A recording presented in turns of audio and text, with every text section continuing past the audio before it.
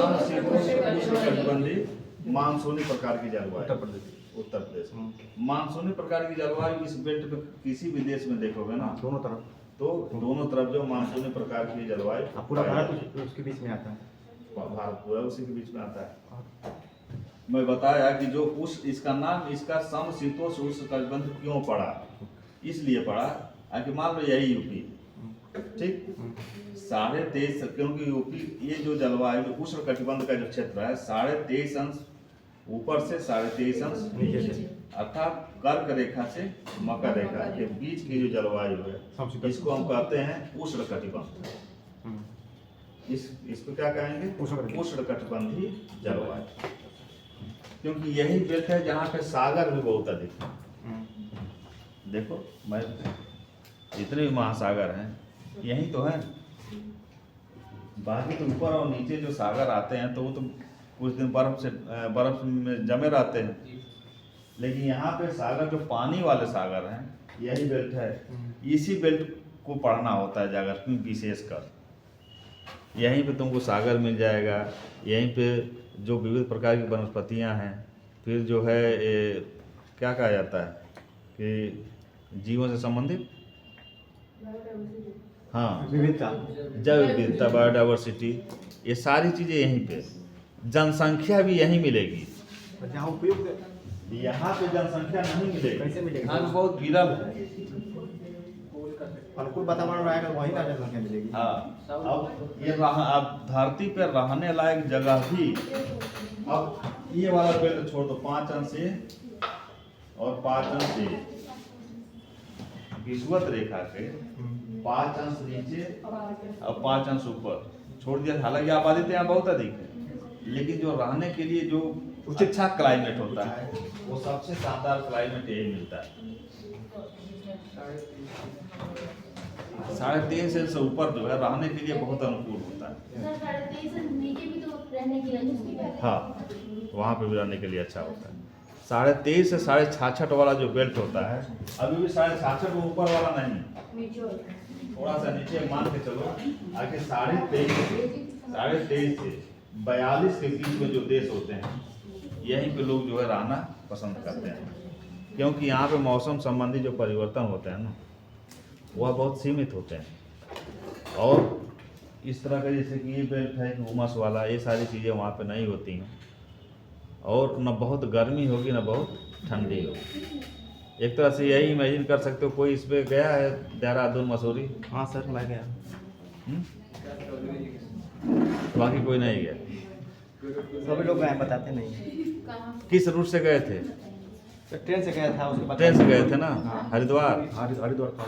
एक सर यहाँ गोरखपुर से ट्रेन से होते हुए, तो ट्रेन तो जाती है, तुम गई हो कभी? मैं मसूरी तक नहीं गया, हरिद्वार तक गई हो। एक स्टेशन पड़ेगा तुमको लश्कर। हाँ पड़ता है लश्कर तुम जाओ मई जून के महीने में, लश्कर पहुंचोगे तो लगेगा कि साला अब जान निकल जाएगी, इतना उमस। और ज्यों लश्कर स्टेशन से ट्रेन आगे बढ़ती है हरिद्वार के तरफ, अपने आप धीरे धीरे लगता है कि हम स्वर्ग में जा रहे हैं। और ज्यों स्टेशन पे उतरोगी तो लगेगा कि स्टेशन पे ही चादर बिछा के सो जाए। मई जून का महीना तो सेम वही उसी तरह की जलवायु पाई जाती है। कहाँ पे? ये 66.5 से 23.5, हाँ ये 42 और 23 के बीच है क्या है? जैसे मान लो अपने उत्तर प्रदेश है, यहाँ पे हमारा विस्तार 31 तक जा रहा है, और 31 के ऊपर ही तुम्हारा हरिद्वार है। तो इस तरह का क्लाइमेट तुमको यहाँ पे मिलेगा, इसलिए जो है कोई भी यहाँ पर रहना पसंद करता है। और यह बेल्ट जो गेहूं के उत्पादन के लिए बहुत अच्छा होता है। इसी में है अमेरिका, ठीक, इसी में चीन, ये सब के सब जो गेहूं मक्का ये सब के उत्पादन में दुनिया में नंबर 1 पर। अपने यहाँ देखो थोड़े दिन के लिए जलवायु आती है तो गेहूं का उत्पादन खूब होता है ना। तो ये सारे उत्पादन आपके जो है भूगोल में टोटल आपके जलवायु पे डिपेंड है। अब देखो कि अभी गेहूं अपने यहाँ जो पूर्वांचल बेल्ट में कम होता है, लेकिन पश्चिमी उत्तर प्रदेश में अधिक होता है। क्यों? अपने यहाँ धान अधिक होता है, वहाँ पे गेहूँ जब प्रदेश है पानी का जो है जल जमाव ज़्यादा हो जाता है और प्लस वो बराबर जमीनें हैं, उपयुक्त जमीनें हैं, कहाँ? सिंचाई की व्यवस्था ज़्यादा है। नहीं, बराबर जमीन तो पूर्वांचल में ही है, ऐसा नहीं है। दोनों जगह है, लेकिन और उचित ये व्यवस्था वहाँ उपजाऊ पे। मिट्टी है। हाँ। लेकिन पश्चिमी उत्तर प्रदेश में गेहूं खेती खरीफ अर्थात रबी वाला फसल अच्छा क्यों होता है? इस समय 25 रुपये किलो मटर खा रहे हो ना? सर क्योंकि ना कहीं है अपने यहाँ देख लो ना कि इसका मटर अभी फूल भी नहीं दिया है। सर क्योंकि बरसात के समय में जो सारे पानी वहाँ पे लगते हैं और से वो खाद वगैरह चाहता है कहाँ पे जो पश्चिम में हम बता रहे हैं। पानी तो तुम्हारे पूर्वांचल में लगता है, तो पूर्वांचल। खाद लेकिन हम लोग तो दोनों सीजन में खेती होती रहती है ना। क्यों अब नहीं करते अच्छा, हैं? हाँ वो भी लोग करते हैं। उचित व्यवस्था है उन सबों के पास। देखो, कुछ और भी होगा, आप बताइए। जब हम लोग मानसून पढ़ ही रहे हैं तो अभी आगे हम लोग पढ़ेंगे कि जो भारत में वर्षा होती है, आवाज़ आ रहा है ना पीछे तक? लगा लें? हम तो इसलिए नहीं लगाए कि संख्या इस 7 की थी। बस साफ हाँ हाँ। साथी लोग क्यों नहीं 10 मिनट वेट कर लिए। वेट किया थोड़ा। हम कहे कि लंबा क्लास है, शुरू करो, क्योंकि देखो इसी में हमको टारगेट मिला है कि 85 तक पहुंचा दे इतिहास को। क्योंकि गुरु जी 1885 शुरू किए हैं। जी सर। जब तक बच्चे गुलामी का रहस्य नहीं जानेंगे तो आज़ादी को क्या समझ पाएंगे? सही बात है, सही बात। तो आधुनिक भारत तो गुलाम होने शुरू होता है, आगे हम किस तरह से गुलाम हो गए? आजाद कराएंगे ना, गुलाम कराएंगे उसके बाद। आज़ाद वो करा रहे हैं ना, लेकिन आप अभी कराइएगा ना। गुलाम करा देंगे। सब ठीक है। तो इसमें जो है एक पीरियड इतिहास का, एक पीरियड जो है उसका यूपी का। ठीक है, यूपी जो है जैसे कि बहुत अधिक है नहीं, इसके लिए जो है भागीदारी भवन वाले 40 पीरियड बहुत पर्याप्त दे दिए हैं। 40 पीरियड में तो उत्तर प्रदेश का ये समझ लो कि सब कुछ क्लियर हो जाएगा। अब प्री मेंस इंटरव्यू तीनों दृष्टिकोण से। सर वो आप वादा किए थे हिंदी का और इकोनॉमिक्स का, तो उसको पूरा तो कीजिए। हिंदी इकोनॉमिक्स का जैसे कि ये यहाँ पे नहीं पढ़ सकता ना, एक भी टीचर पढ़ाइए। 2 ही सब्जेक्ट पढ़ा सकता है। ठीक है, लेकिन अलग ही पढ़ाइए, लेकिन पढ़ा दीजिए। चलो, एक हमारे यहाँ सेटअप डेवलप हो रहा है कुकुंदू में, हाँ और वो ऑनलाइन उतरने के लिए कह रहे हैं, तो कुछ चीज़ों को जो है मैं ऑनलाइन पढ़ाऊँगा, तो उसमें तुम लोग जुड़ जाना, लेकिन अप्रैल से पढ़ाएंगे, अभी नहीं। ठीक है। कैसी? अच्छा, वो जानती तो है वो। हाँ। तो अप्रैल से हो सकता है कि ऑनलाइन मैं आऊँ, टाइम मिलेगा तो, नहीं कुछ तो रात में आ जाएंगे। कि जिस तरह से कोई अंतर ना पड़े, ऑफलाइन और ऑनलाइन में कोई अंतर ना पड़े। नहीं नहीं, ऑफलाइन ऑनलाइन में हमारे में अंतर, भले कोई देखे या ना देखे, हम ऑनलाइन भी उसी तरह से पढ़ाते हैं। क्योंकि मैं बहुत धीरा आदमी हूँ, एक तरह से कहो कि जब तक बच्चों के चेहरे पे ये ना लग जाए कि ये कटिबंध है, समझ में आ गया, तब तक हम कटिबंध छोड़ के आगे बढ़ेंगे भी नहीं। ये सब चीज़ें थोड़ा टेक्निकल होती हैं, खाना पूर्ति नहीं होती हैं। आखिर बच्चे को हम बता दें कि हम सीधा बता दें कि उत्तर प्रदेश की जो जलवायु है, लिख लो, उष्णकटिबंधीय, समशीतोष्ण उष्णकटिबंधीय मानसूनी प्रकार की जलवायु। अब लड़के के दिमाग में चल रहा है कि ये कौन जलवायु पैदा हो गई है कि नहीं? तो उसके बारे में तो बताइए कि यह नेचर कैसे आ गया। अब तो जो पढ़ा है, सुना है, ग्राफ को देखा है, तो उसको समझ में आ गया कि क्यों इसका इस तरह का इतना लंबा नाम दिया गया, जबकि मेन तो पूरे ग्लोब पे 3 ही जलवायु होती है, उष्णकटिबंध, समशीतोष्ण और शीतकटिबंध। लेकिन उत्तर प्रदेश बीच में कहाँ से पैदा हो गया जिसको इतना बड़ा नाम देना पड़ा? क्योंकि लक्षण के आधार पर नाम दिया जाता है, तो यहाँ पे दोनों के लक्षण पाए जाते हैं। अभी हम बादा चित्रकूट साइड में चलेंगे तो टोटल उष्णकटिबंधीय जलवायु है। लेकिन जब हम इलाहाबाद तक जब ऊपर चढ़ेंगे, जैसे सहारनपुर की तरफ चले जाएंगे, तो हमारे पास समशीतोष्ण जलवायु का लक्षण दिखाई देने लगेगा।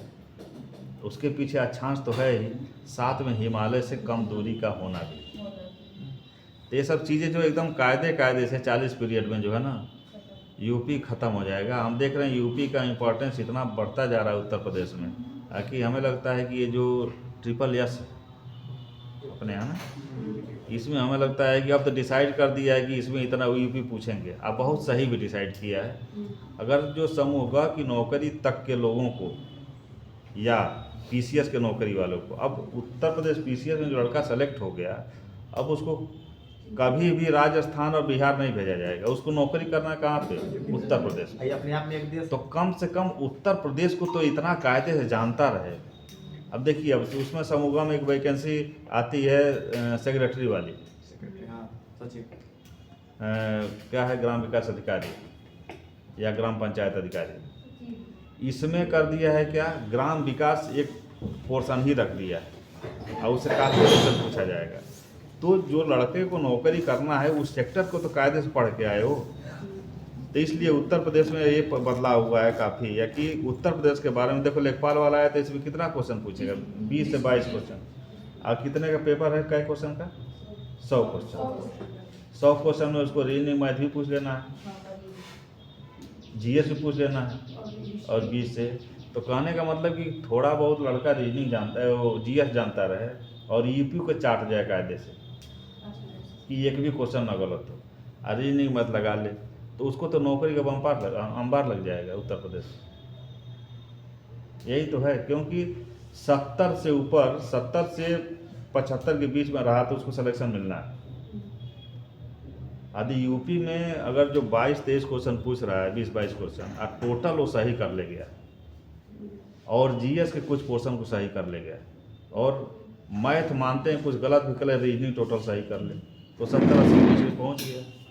और जब वो एग्ज़ाम देगा तब तक नौकरी हो पाएगा। तो इसीलिए अप्रैल में हो सकता है यूपी में किताब में छपवा दूंगा, इसीलिए मैं कायदे से इसका नोट्स बना रहा हूँ कि यूपी के लिए उस तरह की किताबें हैं नहीं। मटेरियल तो है किताबें, जैसे बाणी की जो मोटी वाली बुक है उसमें तो सब मटेरियल, लेकिन उसको जो है पढ़ने के योग्य बनाया नहीं गया है। इतना सूचनाओं को उसमें लाद दिए हैं सब कि वो किताब बोझिल हो गई। अब टीचर, जिसे हम अक्सर उसी से पढ़ते हैं, टीचर को जब इतना समझ के पढ़ाना पड़ रहा है, तो लड़का तो अगर जो 2 पेज पढ़ा तो उसको फिर कहता है कि नहीं इसमें कुछ क्लियर नहीं हो रहा। तो एक अच्छी सी किताब जो है अप्रैल से मई के बीच में लॉन्च होगी। चलिए, तो अब तो क्लियर हुआ ना उत्तर प्रदेश जलवायु कैसी है, किस प्रकार की, मानसूनी प्रकार की जलवायु। ये जलवायु क्यों बनती है इस तरह से, उष्ण कटिबंध का भी प्रभाव है, समशीतोष्ण कटिबंध का भी प्रभाव है, क्योंकि यूपी का विस्तार 23.5 पाउंड से 31-28 के बीच है। यही कारण है कि यहाँ की जलवायु ये वाली है। चलिए, इस जलवायु की विशेषताएं, जो उत्तर प्रदेश की क्या जलवायु है, समशीतोष्ण मानसूनी प्रकार की जलवायु है, इसकी क्या विशेषता है, समशीतोष्ण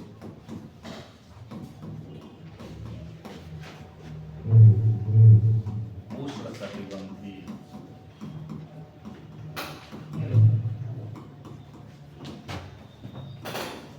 मानसूनी प्रकार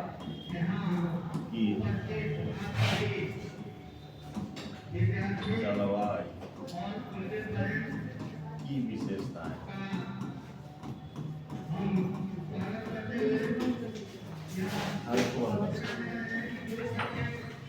क्या क्या विशेषता इस जलवायु की है?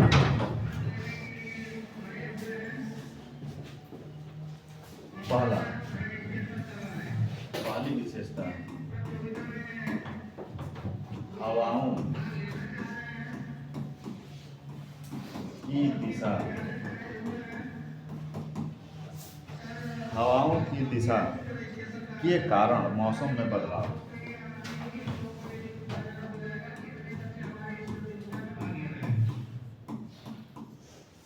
हवाओं की दिशा के कारण मौसम में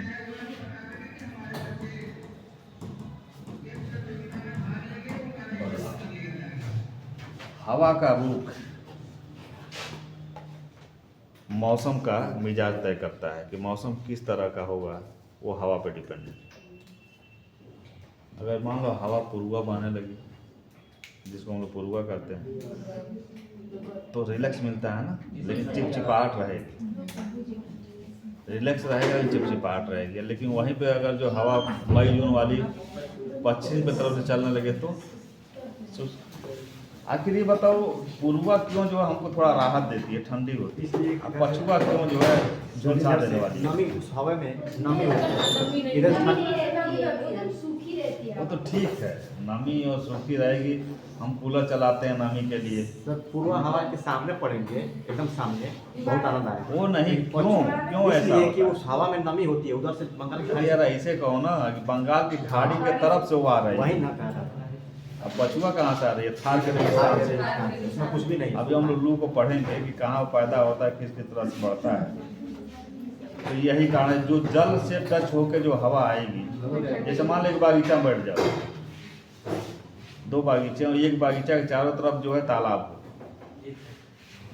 वहाँ की हवा कैसी लगेगी? ठंडी लगेगी। तुरंत नींद आ जाएगी। और एक बागीचा हो ऐसे कि जहाँ पे कहीं दूर दूर तक जल का स्रोत ना हो, तो बागीचा भले है लेकिन अपेक्षतया जो उसकी अपेक्षा यहाँ गर्मी तो सेम यही पूर्वा पछुआ में है। पछुआ पैदा होती है रेगिस्तान में और पूर्वा पैदा होती है बंगाल की खाड़ी में। ये अर्थ के रोटेशन से जो हवा का डायरेक्शन, हाँ, वो दिशा चेंज होता है। कोरियोलिस फोर्स जिसको कहते हैं। हाँ, लेकिन पैदा, हाँ, कोरियोलिस प्रभाव जो होता है कि जो अर्थ जो है नाचती है अपनी धुरी पे, वेस्ट से ईस्ट। हाँ, तो उसके अनुसार जो जब हम हवा को पढ़ते हैं तो हवा क्या होती है ना कि दक्षिणावर्ती और वामावर्ती जो है उसका मुड़ जाती है। ऊपर वाला राइट साइड में रहता हाँ, है। जैसे कि जो विषुवत रेखा से ऊपर जो उत्तरी गोलार्ध है वहाँ पे हवा का रुख जो होता है दक्षिणावर्त हो जाता है।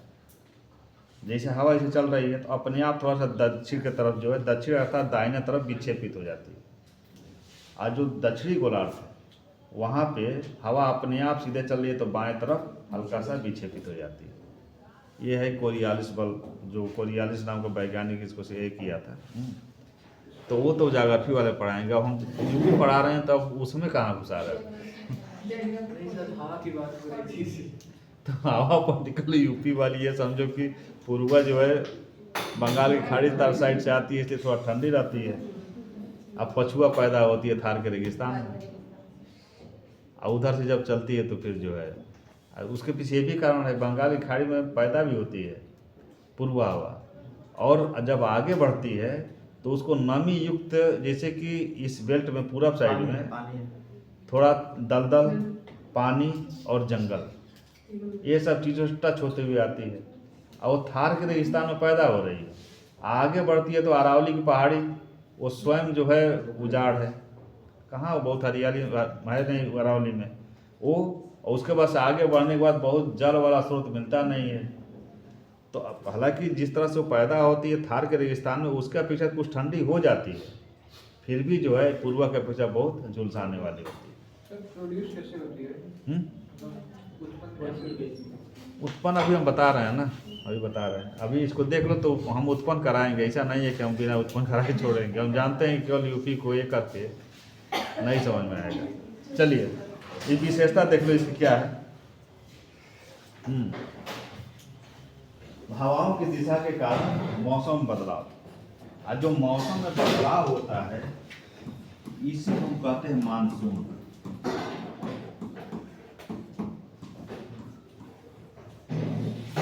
क्योंकि मानसून की उत्पत्ति मौसम शब्द से ही हुआ है। अब मौसम किस भाषा का शब्द है? अरबी भाषा का। और कौन दिया था इस शब्द को? नहीं, इस शब्द का यूज सबसे पहले अल-बरूनी किया। जैसे आप लिखवाए थे कि जो पहला आक्रमण हुआ था तो मानसून समझाया था। हाँ, तो उसी के साथ तो आया था ये, क्या नाम है, अल-बरूनी। और सारी चीज़ें देखो, मैं वो जाता हूँ जब लाइब्रेरी में तो देख कर हमको हंसी आती है। क्या है? बच्चे पढ़ रहे हैं एम लक्ष्मीकांत को, कोई पढ़ रहा है माजिद हुसैन को। अरे यार, एक बार 1 से 1.5 से 2 साल के सत्र में अभ्युदय के टीचरों पे तो विश्वास करो, उनका पढ़ाया वो पहले तैयार कर लो, उसके बाद तुम माजिद हुसैन पढ़ो, एम लक्ष्मीकांत पढ़ो या अमेरिका से कोई किताब मांगे पढ़ो। ये जब पढ़े रहोगे तो वो सब चीज़ें समझ में आएंगी। हम जानते हैं कि इस बीच में अभ्युदय का कोई टीचर ऐसा नहीं है जो 19 हो।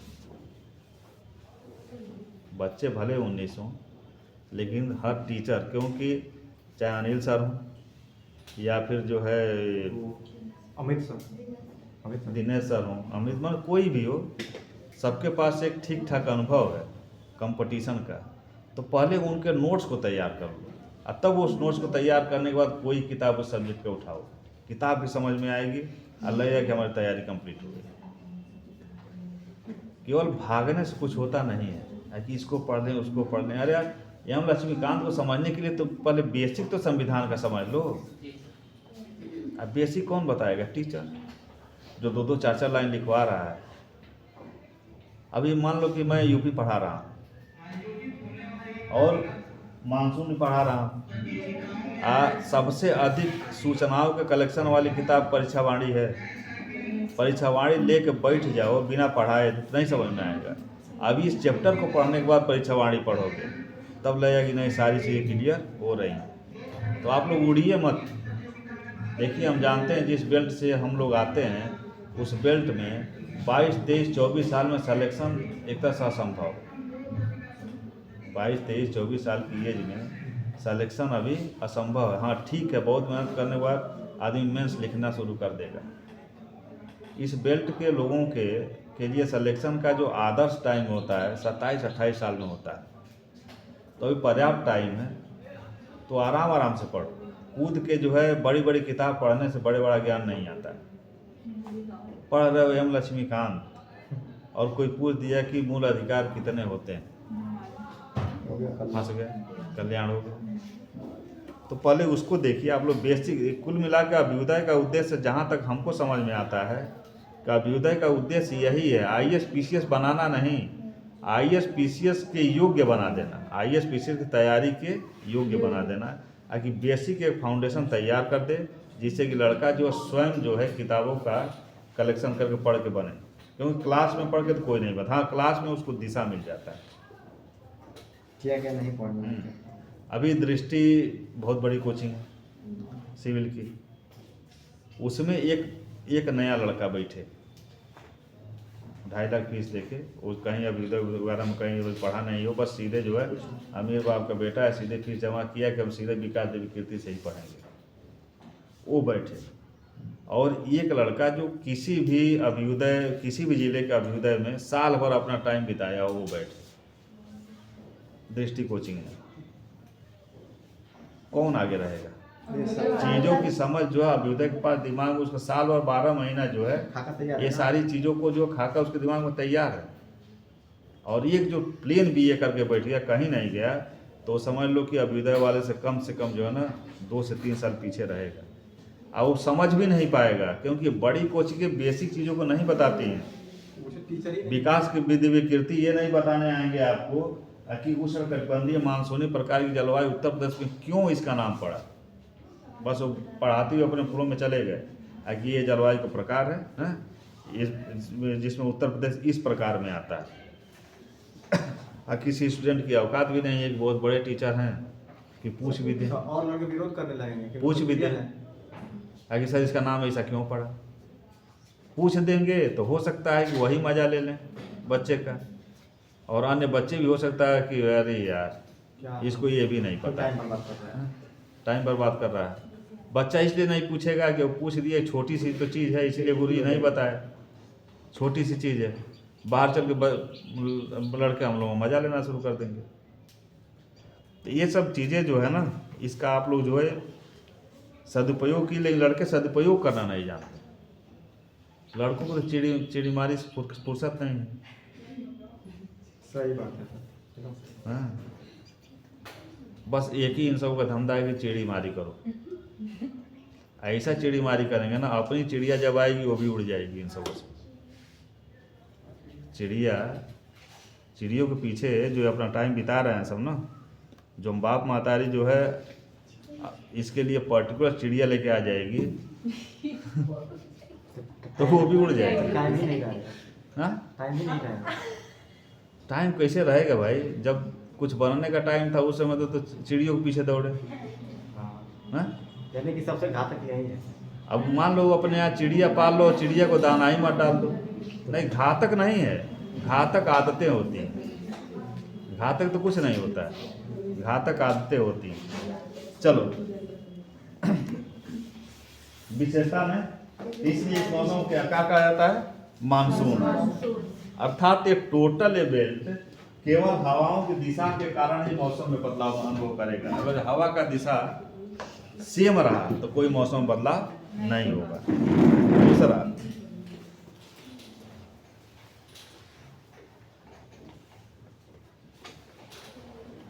हवाओं की दिशा के कारण ही, दूसरा नंबर विशेषता, हवाओं की दिशा के कारण ही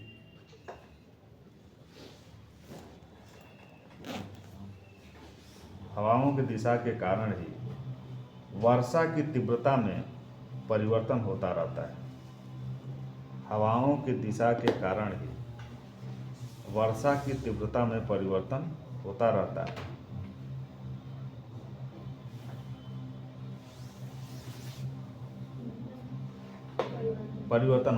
है। तीसरा, टेम्परेचर, तापमान।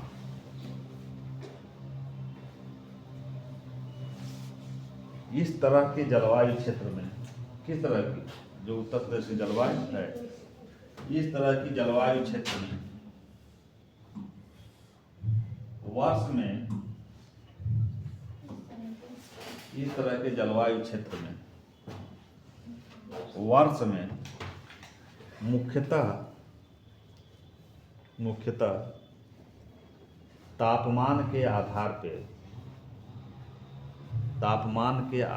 पर मौसम को दो भागों में बांटा जाता है। तापमान के आधार पर बांट रहे हैं। तापमान के आधार पर मौसम को मुख्यतः दो भागों में बांटा जाता है।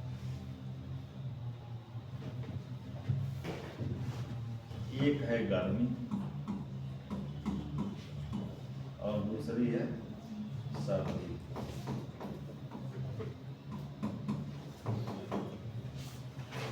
एक है गर्मी और दूसरी है सर्दी। गर्मी वाले सेक्टर में लिखो।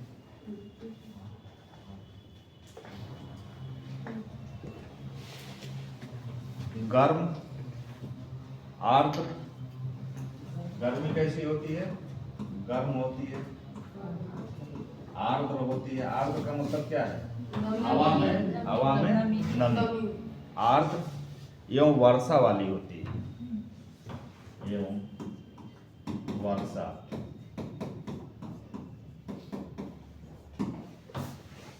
है कि नहीं? वर्षा ऋतु में क्या है? मौसम गर्म ही होता है। वर्षा वाली होती है जिसमें तापमान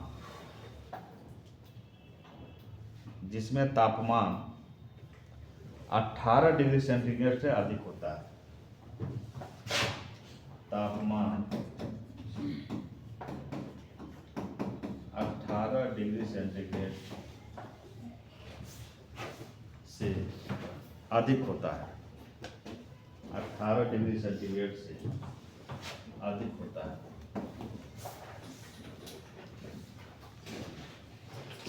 सर्दी वाले खाने में ठंडी एवं शुष्क होती है। ठंडी एवं शुष्क होती है जो सर्दी वाली जलवायु है। ठंडी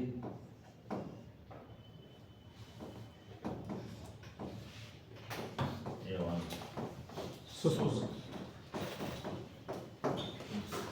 इसमें हवा में नमी नहीं होती।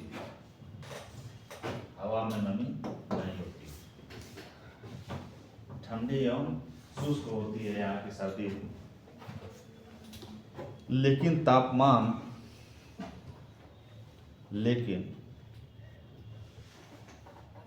तापमान में बहुत अधिक गिरावट नहीं होती। तापमान में बहुत अधिक गिरावट नहीं होती है कि नहीं? कभी भी क्या उत्तर प्रदेश कभी तापमान देखे हो कि जाड़े के समय माइनस में चला गया? 10 के नीचे नहीं जाता है। लास्ट दिसंबर आए जनवरी में थोड़ा सा टेम्परेचर बहुत होता है तो 8 और 12 और 13 के बीच में रहता है। जबकि नॉर्मल टेम्परेचर अपने यहाँ क्या है 18 है। तो बहुत अधिक गिरावट नहीं होती। यहीं से क्वेश्चन बनाया था एक बार कथन कारण, ये ऐसा क्यों होता है।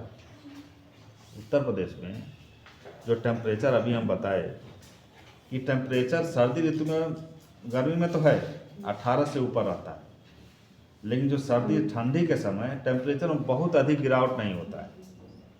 उसके पीछे कारण क्या है। जबकि इस बेल्ट में अन्य जगह हम चले जाएं तो वहाँ पे क्या है, टेम्परेचर में जो गिरावट होती, उसके पीछे कारण दो है, जिसमें सबसे महत्वपूर्ण कारण है उष्णकटिबंधीय प्रभाव के कारण। उष्णकटिबंधीय, अब थोड़ा सा समझ लो। देखो, ठंडी अपने आई प्रदेश में कब पड़ती है,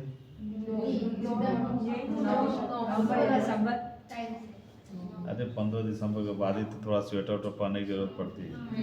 ठीक, हम जो ग्राफ बताए थे सूर्य का, नहीं बताए थे, तो सूर्य मान लो यहाँ से चला, यहाँ पे था कब, सितंबर में था, तो सितंबर में चला, सितंबर के बाद 3 महीने जो अक्टूबर,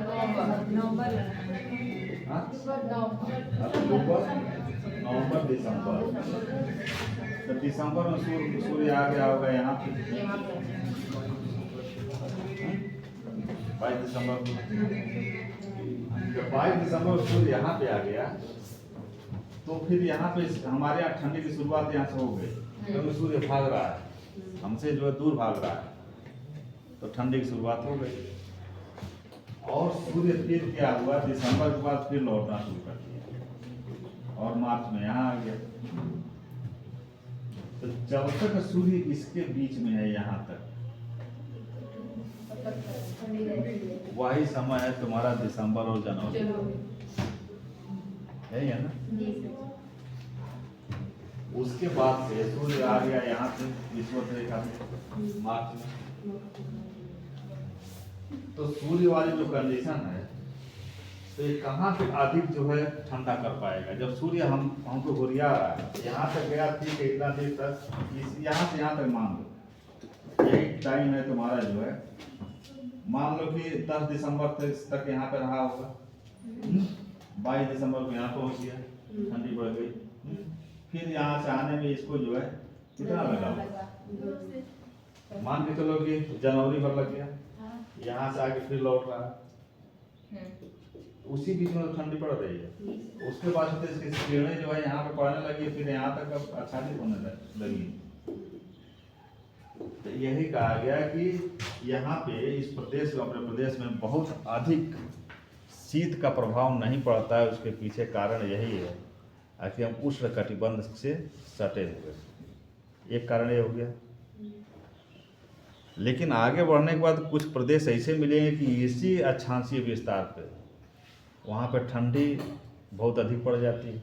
ऐसा तो नहीं केवल उत्तर प्रदेश ही पर्टिकुलर इसके बीच में है, दुनिया में बहुत से प्रदेश हैं, बहुत से शहर हैं, बहुत से देश हैं, लेकिन वहाँ पे शीत ऋतु बहुत प्रभावकारी हो जाती है। ठंडी के समय वो माइनस में भी चले जाते हैं, लेकिन उत्तर प्रदेश नहीं जा रहा है। क्यों? एक तो कारण ये हो गया, इसका प्रभाव पड़ रहा है। जो दूसरा प्रभाव डाल रहा है हिमालय पर्वत है, हिमालय पर्वत है। जब सूर्य यहाँ पे इस बीच में करके जो है हमारे प्रदेश को ठंडा कर रहा है, और ठंडी बढ़ जाती है अगर यहाँ हिमालय पर्वत जो साइबेरिया हवाओं को नहीं रोकता। ठीक, तो इसी पर्टिकुलर अक्षांशीय विस्तार में अन्य देशों में, अन्य शहर में कहीं ठंडे प्रदेश पाए जाते हैं, लेकिन उत्तर प्रदेश में इसलिए, या भारत में इसलिए नहीं कि प्रहरी के समान खड़ा है कौन, जो दुनिया के सबसे ठंडी हवाओं को रोक के भारत को सुरक्षा देता है। क्लियर? यदि कथन कारण क्वेश्चन है तो गलत होगा। चलिए तीसरी विशेषता इस मानसून की,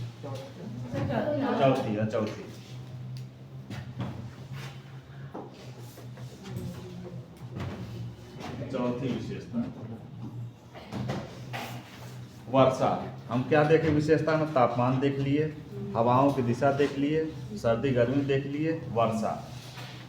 इस प्रदेश में वर्षा की क्या विशेषता है? वर्षा, अधिकांश वर्षा किस क्षेत्र में? समशीतोष्ण उष्णकटिबंधीय मानसूनी प्रकार की जलवायु में वर्षा की क्या रोल है? तीसरा विशेषता है वर्षा, अधिकांश वर्षा 80% से अधिक 80% से अधिक गर्मियों के कुछ महीनों कोष्ठ में जुलाई से सितंबर, गर्मियों के कुछ महीनों जुलाई से सितंबर में ही होती है। में ही होती है।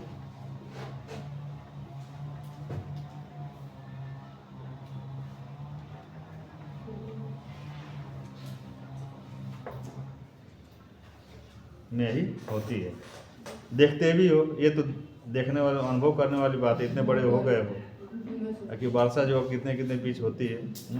अब वर्षा इसी बीच में क्यों होती है, उसको जो है आगे हम लोग पढ़ाएंगे। क्योंकि अब पूरे ज्योग्राफी को उठा लेंगे तो उत्तर प्रदेश खत्म नहीं होगा। कि इसी बीच में ही वर्षा क्यों होती है, मोटा मोटी समझ लो कि इसके पूर्व जो समय बीता रहता है, ये धरती एकदम जल रही होती है। क्या लिखते हैं? जुलाई से सितंबर। अप्रैल से शुरू हो जाएगा, अप्रैल, मई, जून, अब 15 जुलाई। इस बीच में जो भयंकर टेम्परेचर होता है इस फील्ड में जहाँ पे हम लोग हैं। अरे ये तो फिजिक्स में ही पढ़े होंगे, टेम्परेचर का नियम। जब ताप बढ़ेगा तो हवा क्या होगी? धरती गर्म होगी। जब टेम्परेचर बढ़ेगा तो धरती क्या होगी? गर्म होगी। हवा धरती के ऊपर ही है। जब धरती गर्म होगी तो इसके ऊपर का जो हवा का लेयर है वो भी गर्म हो जाएगा। और जब हवा गर्म होगी तो क्या करेगी? ऊपर बढ़ेगी। अब नीचे का जो खाली बेल्ट है वो तो वैक्यूम बना हुआ है। ऐसा नहीं कि हवा नहीं रहेगा, हवा रहेगा, लेकिन हवा विरल हो जाती है। सघन विरल पढ़े होगे ना? सघन माध्यम, विरल माध्यम। किरणों का जो प्रवेश जब होता है तो सघन में जाती है तो क्या होती है? अविलंब की तरफ झुकती है, और जब विरल में जाती है तो अविलंब से दूर हट जाती है। इसके पीछे यही है कि हवा जो विरल हो जाती है। और इस बीच में सीधे हमारे जो सागर वाला एरिया है, यहाँ पे धरती तो गर्म हो रही है, गर्म तो सागर भी हो रहा है, लेकिन ये जानते हो कि ठोस जल्दी गर्म होता है और जो द्रव होता है वो देर से गर्म होता है। तो दोनों का टेम्परेचर में अंतर हुआ ना, क्योंकि सागर जो है देर से गर्म हो रहा है, गर्म है लेकिन धरती की अपेक्षा कम गर्म। तो उसके ऊपर की जो हवा है, धरती के ऊपर की हवा जो विरल है उसकी अपेक्षा वेटेड है, भारी है। नियम क्या है कि जो भारी हवा है वह विरल क्षेत्र में, हल्के वाले क्षेत्र में चलना शुरू कर देती है। और सागर से ऊपर से चलने वाली हवा जब स्थल खंड पे आती है तो आने के बाद क्या होता है? जहाँ जहाँ टकराएगी तहाँ तहाँ कुछ न कुछ तूफान, बारिश ये सब कराएगी। तो यही है, और कुछ नहीं, और कुछ नहीं है। ऐसा नहीं, कोई रॉकेट साइंस नहीं है जाग्रफी। जाग्रफी ऐसी चीज़ है ना कि बस जाग्रफी को नाम बस सोचने का विषय है। ये हुआ तो क्यों हुआ, जिस दिन क्यों जोड़ना शुरू कर लोगे हर एक टॉपिक में, समझ लो कंप्यूटर बन गए।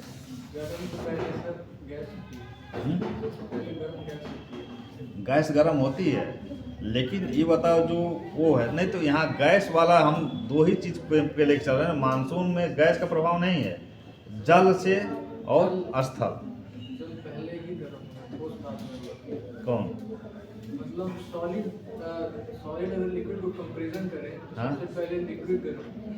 राशि को तो देखो, जल कितने बड़े मात्रा में है और स्थल हमारा कितना छोटा है। जो पर्टिकुलर जहाँ की हम मानसूनी बात कर रहे हैं भारत की, इसको देखो। पर्वत पहाड़ भी है, ये भी तो देखो। जब यहाँ पे सूर्य की, अब ये बताओ, जो हम कहते हैं कि जो कोस्टल एरिया है, जैसे कि बॉम्बे है, कलकत्ता है, केरल है, तमिलनाडु है, यहाँ पे जो कोस्टल एरिया में जो बहुत अधिक शहर बस गए हैं तो वहाँ पे दो प्रकार की हवाएं चलती हैं, जिसको हम समुद्री समीर और स्थलीय समीर कहते हैं। समुद्री समीर कौन होती है?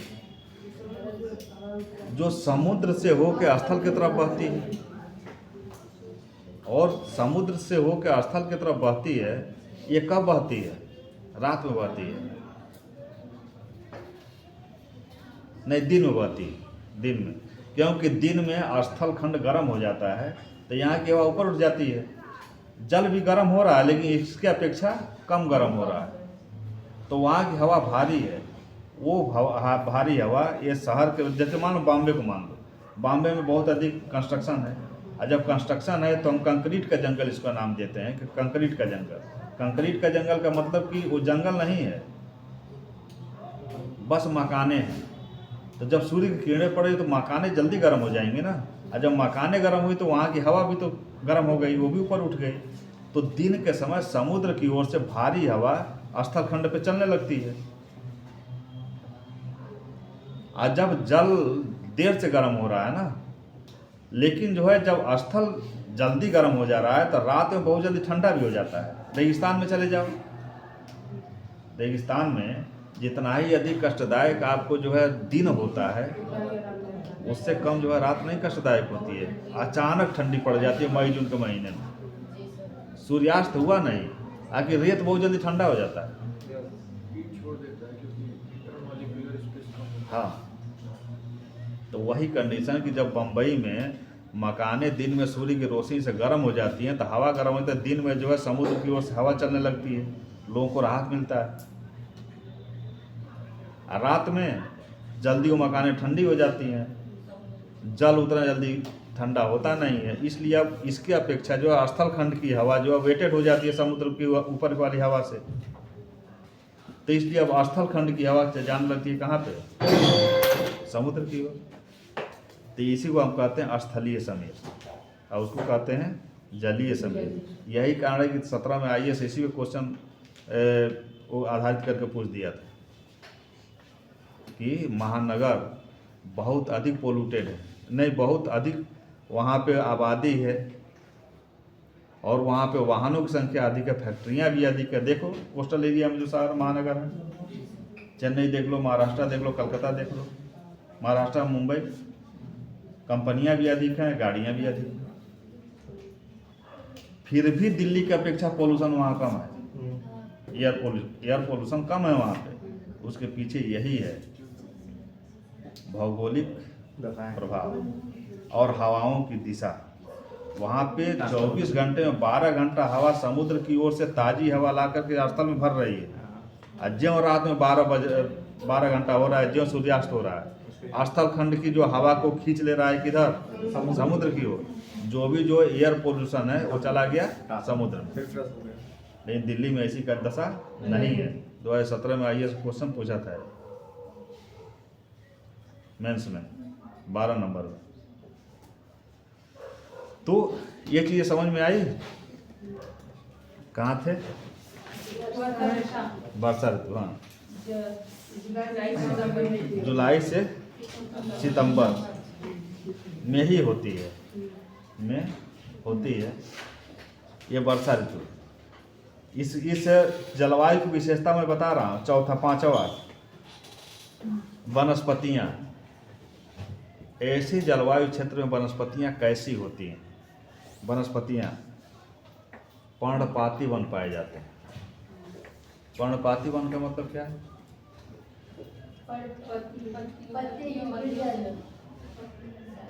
जो पत्तियों को झाड़ दे, वही तो पर्णपाती है। और जो पत्तियों को नहीं गिराते उनको क्या कहा जाता है? सदाबहार। तो तुम कॉन्फिडेंस से बोलो ना, जानती हो तुम, लेकिन तुम में या विभू में दो में अंतर हम देखते हैं कि इन सब को आता बहुत है लेकिन अपने में कॉन्फिडेंस हुए नहीं है। नहीं, जो देखो अभ्युदय में अपने झिझक को खोल लो, बड़ी कोचिंग में पढ़ने जाओगी तो फिर जो है साफ नहीं बोल पाओगे। इसलिए जितना बोलना है यहाँ बोलने की आदत डाल लो। आज एक चीज पे जो है, हाँ बहुत अनार्गल सवाल ना हो। कहाँ गया? संदीप ठीक है, बहुत दिन के बाद दिखा है, मतलब बहुत दिन के बाद मैं ही आया हूँ। अनर्गल नहीं, मनोज से कि जो भी लॉजिकल हो उसको टीचर से आप लोग पूछो। वन कैसे पाए जाएंगे? पर्णपाती, जो अपना पत्ते गिरा देते हैं और फिर हरियाली ले लेते हैं। आप कभी सोचे हो कि पर्टिकुलर इसी समय वन क्यों पत्ते गिराते हैं? क्योंकि हवा आती है ना, उसमें नमी नहीं रहती है, तो पेड़ पौधे पानी शुष्क हो जाते देखो हैं। ये नया कॉन्सेप्ट गढ़ दी। मैं ये सोच पा रहा हूँ कि आखिर इस बेल्ट में पर्टिकुलर एक टाइम पे ही सब पत्ते अपना पत्ता गिरा के नंगा हो जाते हैं, नग्न अवस्था में खड़े हो जाते हैं। क्यों? बारिश ज़्यादा दिनों बाद होता है। जैसे ज़्यादा बारिश जब होगा तो जब बारिश होगा तो नए नए पत्ते आ लेकिन जाएंगे। फिर उसी मौसम में वो पत्ता नया ले भी लेते हैं, क्यों? क्योंकि धीरे मौसम मौसम चेंज बरसात ऋतु मौसम आ जाती है। हाँ, ऋतु इसलिए ऋतु बदल- देखो